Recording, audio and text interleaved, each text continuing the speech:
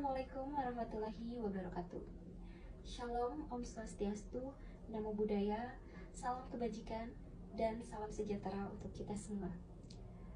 Yang saya hormati Ibu Dahlia Rineva, SSMPD, selaku dosen pengampu mata kuliah Public Speaking, serta hadirin yang saya hormati dan saya banggakan. Pertama-tama, marilah kita panjatkan puji dan syukur kehadirat Tuhan Yang Maha Esa, karena atas curahan rahmat dan hidayahnya kita dapat berkumpul di tempat ini. Hadirin yang berbahagia, pada kesempatan kali ini saya akan menyampaikan sedikit pidato mengenai pentingnya mental health atau pentingnya kesehatan mental. Namun sebelum itu, izinkan saya untuk memperkenalkan diri saya terlebih dahulu. Perkenalkan, nama saya Azmi Maulida, NPM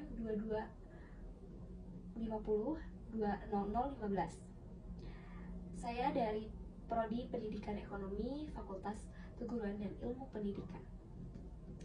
Baik, di sini saya mengangkat tema pentingnya kesehatan mental. Mengapa demikian? Mengapa bisa dikatakan penting? Karena ya seperti yang kita ketahui, di zaman sekarang ini, di mana perkembangan teknologi itu sangat berkembang dengan pesat, kemajuan teknologi ya, dan juga kultur budaya yang berbeda ya dari sebelumnya. Berbagai budaya sudah masuk ke negara kita. Internet semakin global. Kita bisa tahu orang yang tidak kita kenali. Kita bisa mengetahui kehidupan orang lain yang bahkan tidak kita kenali.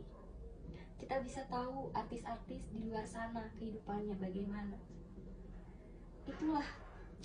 Itu karena yang namanya globalisasi. Lalu apa hubungannya dengan pentingnya kesehatan mental? Tentu berhubungan, karena seiring berkembangnya zaman ya di era Society 5.0 ini, selain berkembangnya teknologi yang mana memberikan dampak positif kita untuk mempermudah segalanya, tentunya memberikan dampak yang negatif juga. Banyak terjadi kejahatan-kejahatan ya, bahkan kejahatan yang dilakukan oleh dirinya sendiri ya, seperti yang Detik Health katakan, kasus bunuh diri kian meningkat. Itu kenapa? Itulah akibat kita tidak bisa menjaga pikiran, menjaga perbuatan, menjaga kesehatan jiwa kita, kesehatan mental kita.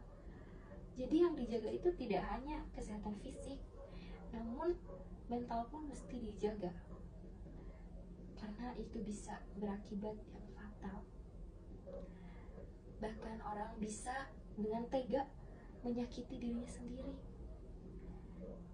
Orang mungkin berpikir bahwa dengan mengakhiri hidup dapat mengakhiri segalanya juga. Dengan dia bunuh diri, masalah dia akan selesai. Padahal tidak seperti itu. Di Islam sendiri itu sangat dilarang yang namanya bunuh diri. Tuhan pun membenci orang yang bunuh diri karena tidak sesuai dengan syariat kita. Tidak tahu nantinya akan kemana orang yang bunuh diri tersebut. Karena di Islam sendiri, setelah kehidupan kita di dunia akan dilanjut dengan kehidupan di akhirat, yang mana segala perbuatan kita di dunia ini akan dipertanggungjawabkan ya. Makanya itulah pentingnya kita menjaga kesehatan mental. Cari lingkungan yang positif, cari teman yang suportif, cari kegiatan yang bisa membuat diri kita lebih produktif ya. Carilah motivasi dari manapun, dari orang, dari diri kita sendiri, supaya diri kita terkendali. Jangan sampai kita celaka oleh perilaku kita sendiri ya. Seperti yang kita ketahui, Kita mungkin sering mendengar pepatah think before do, ya, berpikir sebelum bertindak. Itulah kenapa kita ya harus melindungi diri kita dengan menjaga pikiran, perbuatan, dan lain-lainnya.